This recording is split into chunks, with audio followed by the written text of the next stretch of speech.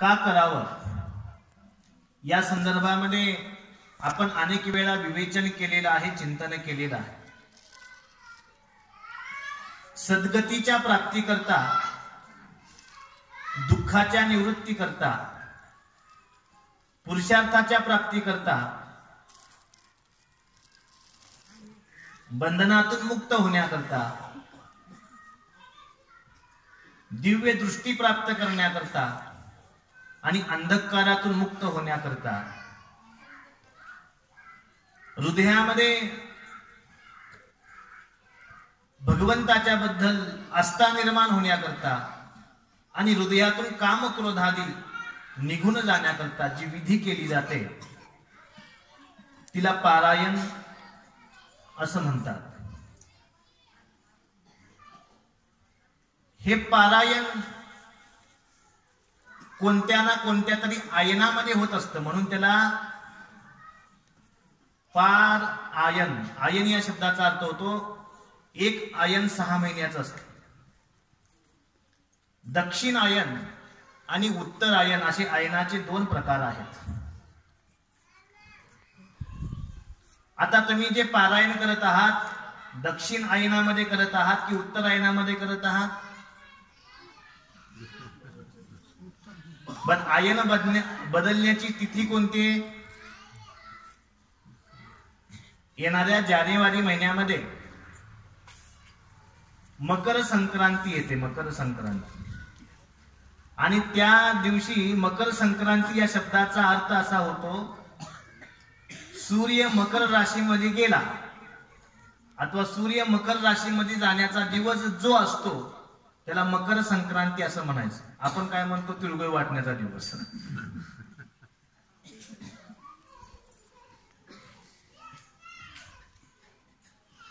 सूर्य उत्तरायण दक्षिण आयनातून उत्तरायणामध्ये प्रवेश करण्याचा दिवस म्हणजे मकर संक्रांती.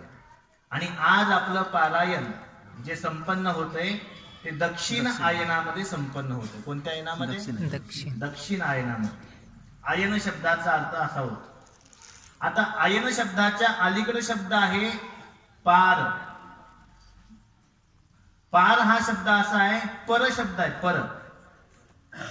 पर या शब्दाचा अर्थ सर्वात महान जे आहे त्याला परतत्वानं, परतत्व असं म्हणतात. आणि त्या परतत्वाची प्राप्ती 2 आयनामध्ये केली जाते. एक दक्षिण आयनामध्ये केली जाते आणि उत्तर आयनामध्ये केली जाते. दक्षिण आयनामध्ये साधना केली तर चातुर्मास संपन्न होतो. चातुर्मास जो मानला जातो तो दक्षिण आयनामध्ये मानला जातो आणि उत्तर आयनामध्ये सगुण देवतेची उपासना मानली गेलेली आहे. असे आयनाचे 2 प्रकार आहेत. आणि म्हणून पारायण दक्षिण आयनामध्ये आणि उत्तर आयनामध्ये केलं जातं. म्हणून या शब्दाला पारायण पारायण पारायण असं म्हणतात. आपल्याला माहित असलं पाहिजे पारायण कशाला म्हणतात. परतत्वाच्या मार्गाची साधना ज्या साधनानं केली जाते त्याला पारायण असं म्हणतात. आणि या पारायणामध्ये आपण सर्वजण अगदी ध्यान मग्न होऊन अगदी पारायण करत आहात. आणि आज प्रथम, द्वितीय आणि तृतीय अध्यायाचं पारायण या ठिकाणी संपन्न झालेलं आहे. या ठिकाणी मी चिंतना करता पहिली ओवी घेतलेली आहे. ओम जय जयाजी सदाशिवा परब्रह्मा अद्वयानंद वैभवा नमो तुझ देवादी देवा परमेश्वरा जगद्गुरु. ही जी ओवी आहे माऊलीनं चिंतनासाठी आपल्या सर्वांच्या समोर ठेवलेली. परम रश्यातली ही एक जरी ओवी कळाली तर मनुष्याचं जीवन धन्य झालं, पावन झालं, पुनीत झालं. मी एवढं म्हणेन की त्याचा जन्म आणि मरण हे सुद्धा संपून जाईल एवढी जरी ओवी आपण समजून घेतली. गंमत अशी आहे की आपल्याला ग्रंथ कळावेत याकरता हा जन्म मिळाला, परंतु आपला जन्म निघून जातो पण ग्रंथ कळत नाही. ग्रंथ करण्याकरता ग्रंथावर श्रद्धा असावी लागते. ग्रंथ करण्याकरता ग्रंथावर निष्ठा असावी लागते. आता प्रश्न असा आहे की ग्रंथावर श्रद्धा आणि निष्ठा म्हणजे काय? ज्या पद्धतीनं जीवेद शरदशतम 100 वर्षे आयुष्य जगावं आपण, याकरता आपण काय करतो? आपलं खानपिन, आपली झोप वेळेवर आपण करत असतो. त्या पद्धतीनं आपल्याला 100 वर्ष जोपर्यंत आयुष्य आहे तोपर्यंत ग्रंथ आपल्या सोबत असला पाहिजे. त्याकरता ग्रंथाचं रक्षण करता यायला पाहिजे. शरीराचं रक्षण करता आलं की 100 वर्ष आयुष्य जगता येतं, आणि ग्रंथाचं रक्षण करता आलं तर ग्रंथ कृपा झाल्याशिवाय राहत नाही. ती ग्रंथ कृपा होण्याकरता काय करावं लागतं? तर पहिला नियम सांगितला, तैलात रक्षे, ग्रंथाला तेलापासून वाचवावं.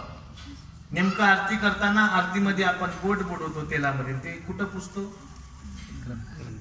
ग्रंथाच्या पानाला. या वर्षी दिसणारा शब्द पुढल्या वर्षी अगदी पुसट पुसट दिसतो, त्याच्या पुढल्या वर्षी ते ग्रंथ रद्दीतच जातं. मग असं होता कामा. ग्रंथाला तेलाचा हात पुसू नये. तैलात रक्षेत, ग्रंथ बोलत आहे आपल्याला की मला प्रसन्न करून घ्यायचं असेल तर मला तेलापासून माझं काय करा? संरक्षण करा. तैलात रक्षेत, जलात रक्षेत, पाण्यापासून. एखाद्या वेळेला पान उघडत नाही म्हणून आपण काय करतो? जिभेवर थुंका लावतो आणि ग्रंथाला. किती जणांनी केला?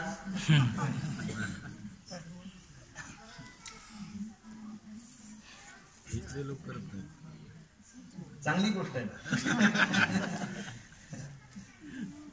तैलात रक्षेत, जलात रक्षेत. एखाद्या वेळी आपण पाणी, ग्रंथाची पूजा करताना पाणी ग्रंथाला लावतो आणि राहिलेलं पाणी आपण त्या ग्रंथावर असं छिटकून देतो नैवेद्य दाखवण्याच्या रूपानं. पण तसं करू नये असं सांगतात. तैलात रक्षेत, जलात रक्षेत, रक्षेत दुष्टानाम हस्तनम.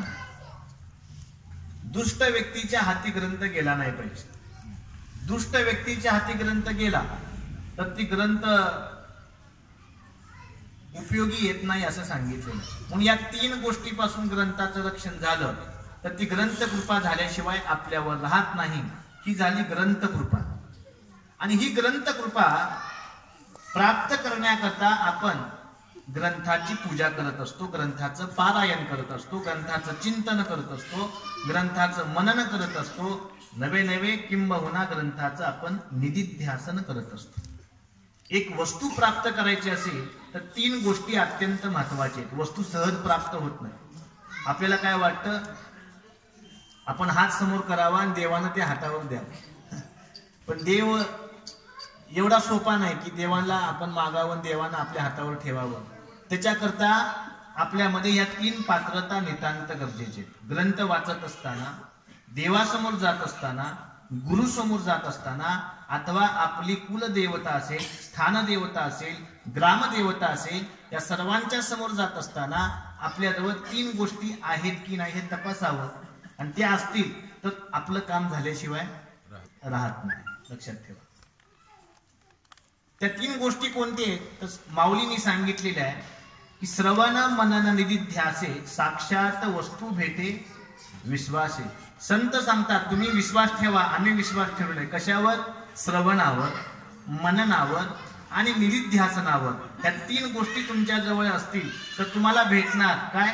साक्षात वस्तू भेटे विश्वास. तुम्हाला जे हवाय ती वस्तू भेटल्याशिवाय राहणार नाही. पण आजपर्यंत आपण मागतो परंतु बऱ्याच जणांच्या अजून इच्छा पूर्ण झाल्या नाही. त्याला कारण काय आहे की आपलं श्रवण कमी.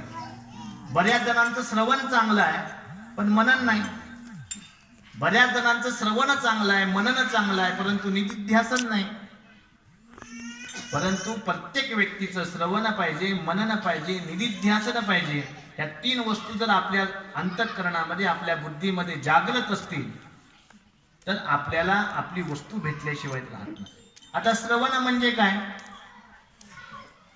श्रवण या शब्दाचा अर्थ काय होतो पहा. श्रवण म्हणजे श्रुश्रवणे नावाचा धातू आहे. या धातूपासून श्रवण शब्द तयार झालेला आहे आणि याच धातूपासून श्रावण शब्द सुद्धा तयार झालेला आहे. असं सांगतात 12 वर्ष आपल्याला श्रवण करता नाही आलं तर चालेल, परंतु श्रावण महिन्यामध्ये तरी आपण काय केलं पाहिजे? श्रवण केलं पाहिजे. आता श्रावण महिना राहू दे, निदान सप्त्यामध्ये तरी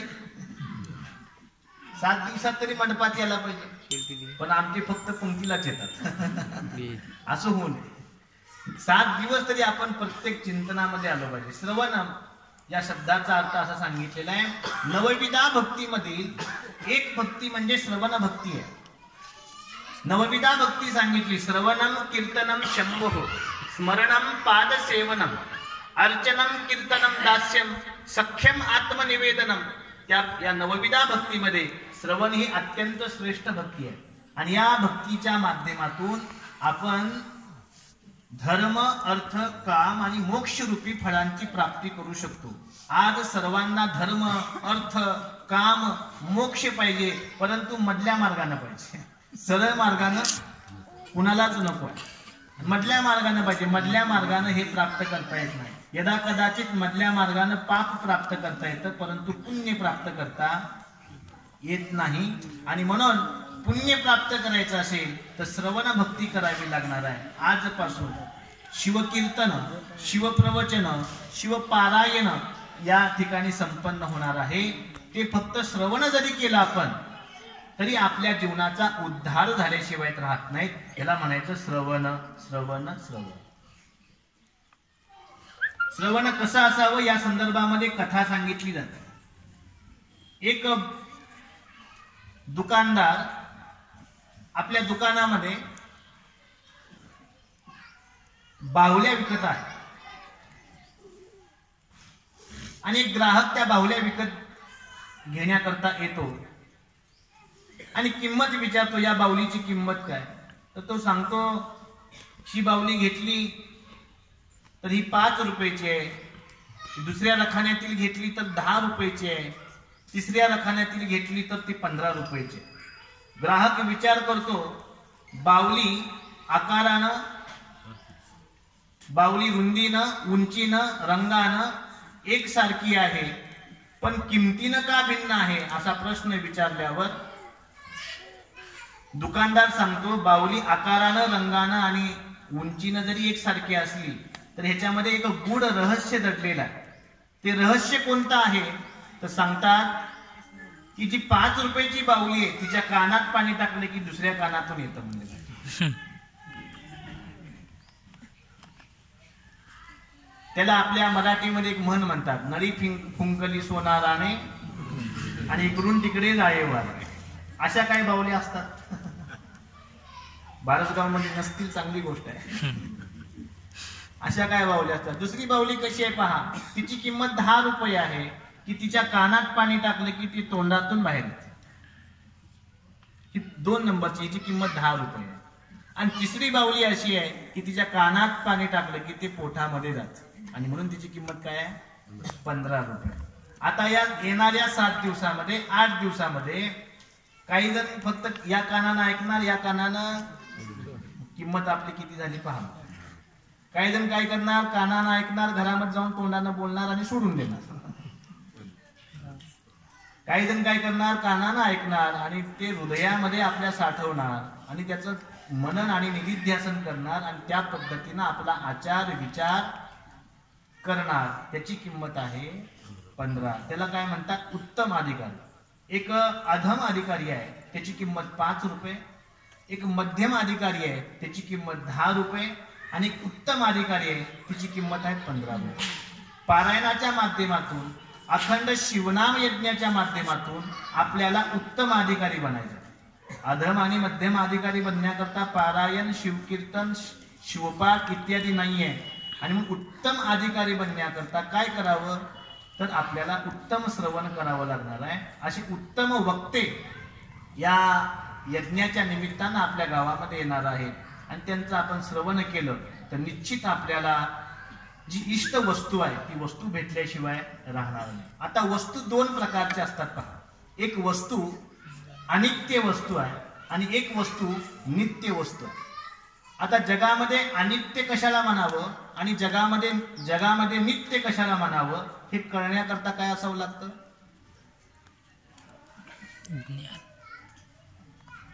आपल्या धर्मपत्नीला घरी ठेवून पतीनं जर दुकानातनं जाऊन साडी आणली आणि घरामध्ये आल्यावर ती पत्नी काय म्हणते, तुम्हाला साडी आणायचं काय कळत म्हणजे काय, एकंदरीत तिला सांगायचं काय असतं इनडायरेक्टली, तुम्हाला बुद्धी नावाची गोष्ट. तसं नित्य आणि अनित्य या शब्दाचा अर्थ असा होतो, नित्य म्हणजे विवेक जागृत करणं. विवेक जागृत केला की आपल्याला नित्य आणि अनित्य कळतं. नित्य आणि अनित्य करता एक दृष्टांत सांगितलेला आहे. राजहंस नावाचा पक्षी आहे. त्या पक्ष्यासमोर दूध आणि क्षीर, अपितू क्षीर आणि पाणी जर समोर ठेवलं तर राजहंस पक्षी काय करतो?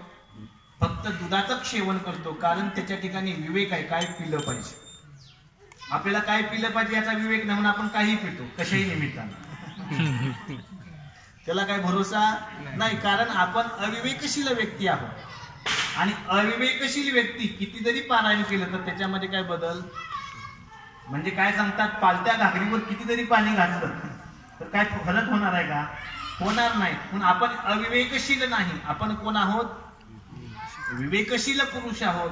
आणि म्हणून विवेकशील पुरुषाचं लक्षण काय आहे? आपल्याला नित्य वस्तू कळाली पाहिजे.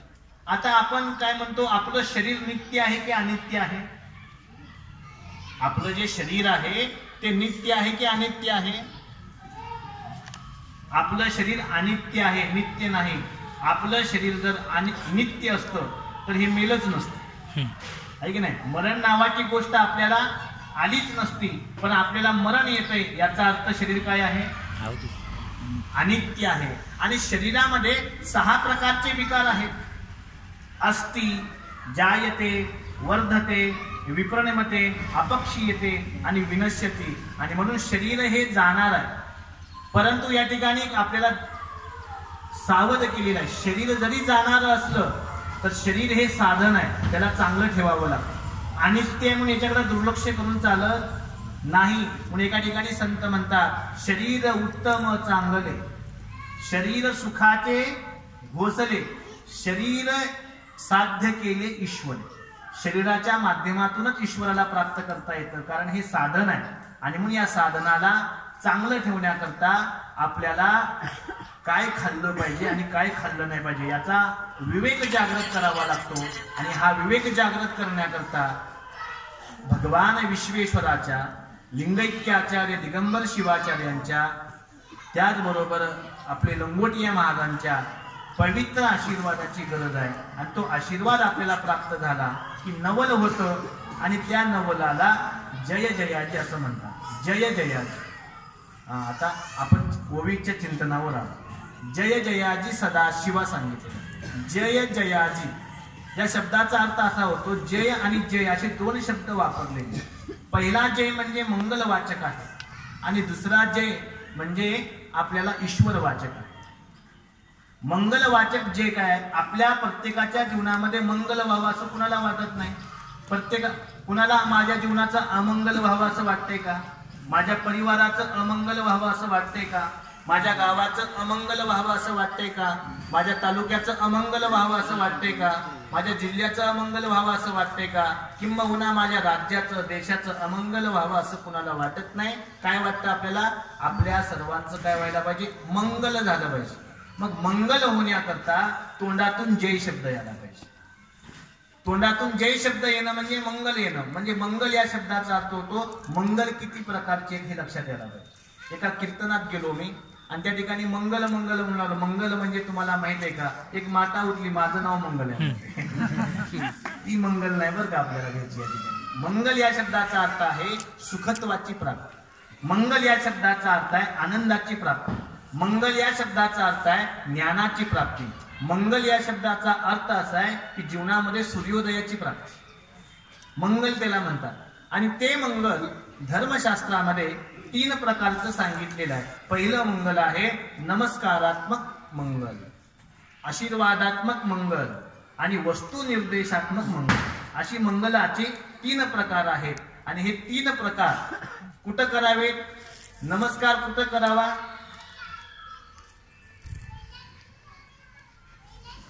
पहिल्या काळामध्ये नमस्कार कुठं करावा याकरता शास्त्राने आपल्याला सांगितलं, मातृदेवो भव, आईच्या चरणावर आपण नमस्कार करावा. पितृदेवो भव, वडिलांच्या चरणावर आपण नमस्कार करावा. आचार्य देवो भव, गुरूंच्या चरणावर आपण नमस्कार करावा. अतिथी देवो भव, येणाऱ्या अतिथीच्या चरणावर आपण नमस्कार करावा. ही नमस्कार करण्याची पद्धती सांगितली होती. आताच्या काळात नमस्कार कुठं करतात? फक्त पत्नीच्या. म्हणून एका ठिकाणी असं म्हणतात, हम दो हमारे दो बाकी दो जाने दो. आहे की नाही? असा काळ आलेला आहे. परंतु आपल्याला शास्त्रानं सांगितलं, तुमच्या जीवनामध्ये मंगल करायचं असेल तर तुम्हाला नित्य मातृ पितृ आचार्य अतिथी यांचं दर्शन घ्यावं लागणार आहे. तर तुमच्या जीवनामध्ये नमस्कारात्मक मंगल होऊ शकतं. हा मंगलाचा पहिला प्रकार झाला. दुसरा प्रकार आहे आशीर्वाद. आशीर्वादात्मक मंगल. आपल्याला चालत असताना एखादे संत भेटले तर आपण काय म्हणतो? महाराज आशीर्वाद असू द्या बरं, म्हणतो की नाही? आपण उद्गार काढतो, आशीर्वाद असू द्या बरं. तर तो आशीर्वाद कशा करता मागतो?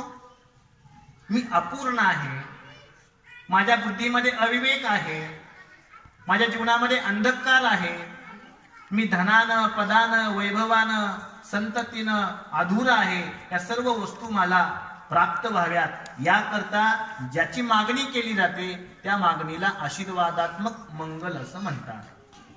आता तिसरं मंगल सांगितलं, वस्तू निर्देशात्मक मंगल. बघा, एखाद्या वस्तूची प्राप्ती करायची असेल तर आपण वाचतो, गणपतीची पूजा केली तर विद्यार्थी परीक्षेमध्ये पास होतात.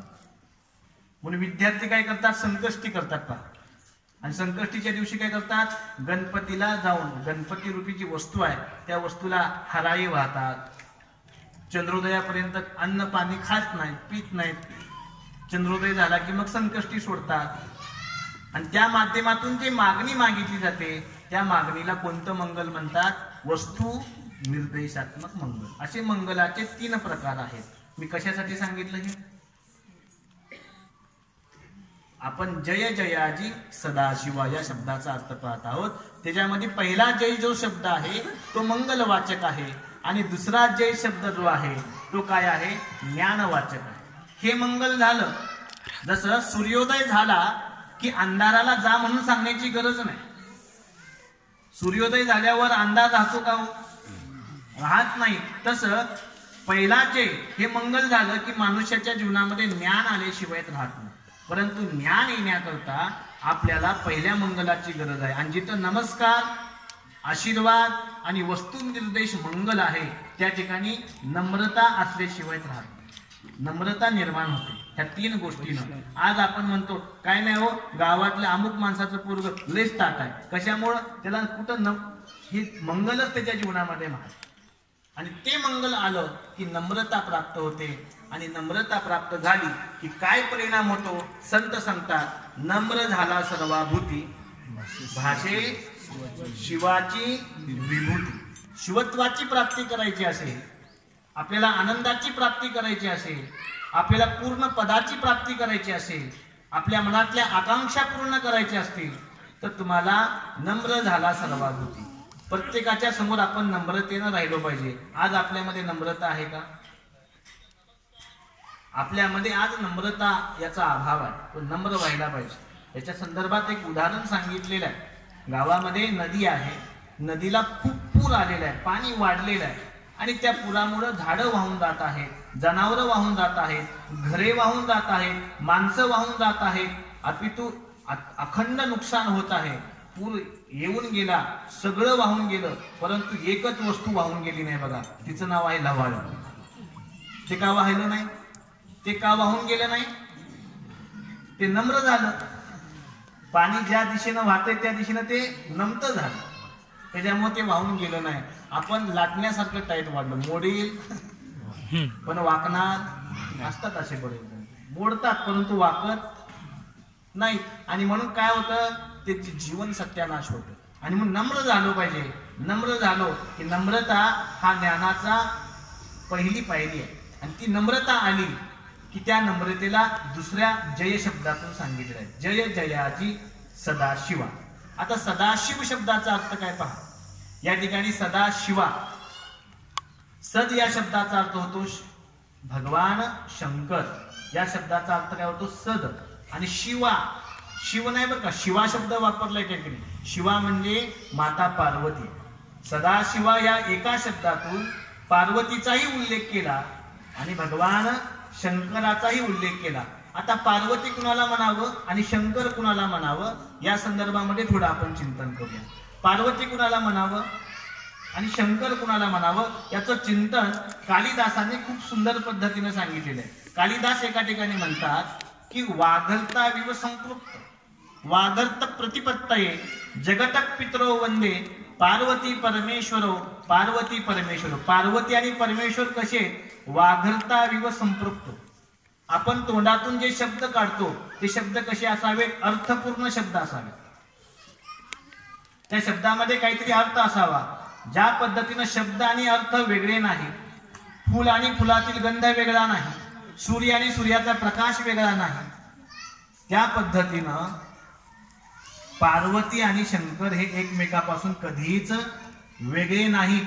आणि म्हणून जगाला हे कळावं याकरता त्या देव आणि देवीनं एक अवतार घेतला. त्या अवताराला म्हणतात अर्धनारीश्वर भगवान. काय म्हणतात? अर्धनारीश्वर भगवान. सदाशिव शब्दाचा अर्थ आपण पाहत आहोत. हा एक अर्थ होतो. दुसरा अर्थ असा होतो जे सत्य आहे त्याला शिव म्हणावं आणि त्या सत्याच्या पावलावर पाऊल टाकणारी जी आहे तिला शिव असं म्हणावं, तिला शक्ती असं म्हणावं. शिवा शब्दाचा अर्थ होतो शक्ती. पण झालं काय, कैलासामध्ये पार्वती आहे, कैलासामध्ये भगवान शंकर आहे आणि त्यांचा सेवक म्हणजे त्यांचा भक्त नंदी आहे. आता नंदीला दर्शन घ्यायचं आहे. कुणाचं? शंकराचं दर्शन घ्यायचं आहे. परंतु नंदीला एक अडचण यायली, मधी माया उभं आहे. त्या मायेचं नाव काय? शिवा. आणि मायेमुळं भगवान शिवाचं दर्शन होईना.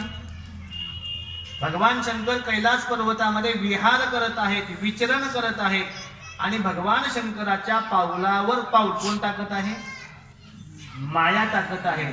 आणि त्या मायेच्या पाठीमागं भक्त आहे आणि मायामध्ये असल्यामुळं त्या भक्ताला शंकराचं दर्शन होईना. मग आता भगवान शंकराचं दर्शन कसं घ्यावं हा प्रश्न पडलेला आहे. कुणाला?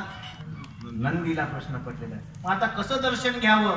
आता मनामध्ये भक्ती असेल आणि मनामध्ये भाव असेल तर त्या ठिकाणी युक्ती सुचल्याशिवाय राहत नाही. भगवान शंकराच्या गळ्यामध्ये नागेंद्र हाराय त्रिलोचनाय, भगवान शंकराच्या गळ्यामध्ये हार आहे. त्या हाराची चोरी कधी होत नाही. आपल्या गळ्यातल्या हाराची चोरी मात्र झाल्याशिवाय राहत नाही. भगवान शंकराच्या हाराची चोरी जो करायला गेला त्याचीच चोरी झाली. हा लक्षात घ्या. आणि असा हार म्हणजे तो नागेंद्र हार आहे, नाग आहे गळ्यामध्ये. त्या नागाकडे नंदीनं पाहिलं. तो नाग कधी डाव्या बाजूला चाललाय, कधी उजव्या बाजूला चाललाय आणि ती दृष्टी नंदीला प्राप्त झाली. मग नंदीनं कधी डाव्या बाजूला पाय टाकायचा आणि कधी उजव्या बाजूला पाय टाकायचा. साप कसा चालतो त्या पद्धतीनं नंदी चालू लागला. कधी बाये कधी डाये, कधी दाये कधी बाये असं चालत भगवान शंकराचं तो दर्शन घेऊ लागला. मायेला दूर करणं हे भक्तामध्ये ताकद नाही. पण मायेला दूर करण्याची जरी ताकद नसली तर युक्तीनं कधी दाये कधी बाये होऊन आपण भगवान शंकराचं दर्शन घेतो. या दर्शनातून ज्या नावाची प्राप्ती होते, ज्या तत्वाची प्राप्ती होते त्या तत्वाला सदाशिव तत्व असं म्हणावं. त्या तत्वाला सदाशिव तत्व म्हणावं. याला असं म्हणतात जय जयाजी सदाशिव. कुठलं काय पद आहे? परब्रह्मा अद्वयनंद वैभव. आता तुमची जेवण्याची वेळ आली आणि त्याच्यामध्ये एवढं चिंतन कीर्तन माझं शेवटलं आहे. त्या कीर्तनात मी हा राहिलेला विषय मांडण्याचा प्रयत्न करू आपण. खरोखर परमरहस्य ग्रंथ म्हणजे एक प्रकारचं अमृत आहे. याच्यावर जितकं बोलायला जाईल तितकं कमी आहे. फक्त वेळच आपल्याला पाहिजे. परंतु तेवढा वेळ आपल्याकडे नाही आणि तुमच्याकडेही नाही. तरी सुद्धा आपण तेवढा वेळ काढून एवढं चिंतन मांडण्याचा प्रयत्न केला. ही फक्त ईश्वर कृपा आहे. बघा, ईश्वर कृपा आहे म्हणून मी या ठिकाणी बोलत आहे आणि ईश्वर कृपा आहे म्हणून तुम्ही या ठिकाणी ऐकत आहात. गावामध्ये माणसं कमी आहेत का?